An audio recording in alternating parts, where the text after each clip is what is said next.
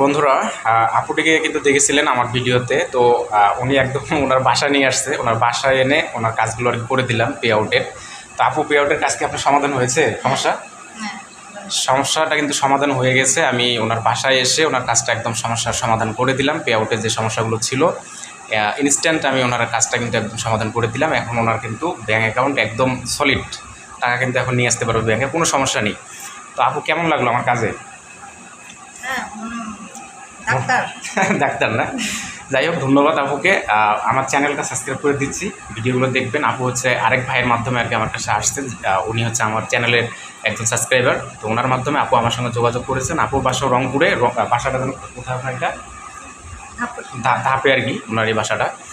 তো যাই হোক, সবাই আপুর জন্য দোয়া করবেন, আমার জন্য দোয়া করবেন, আর আমার চ্যানেলের পাশে থাকবেন। আপুর জন্য অনেক অনেক শুভকামনা এবং ভালোবাসা রইল।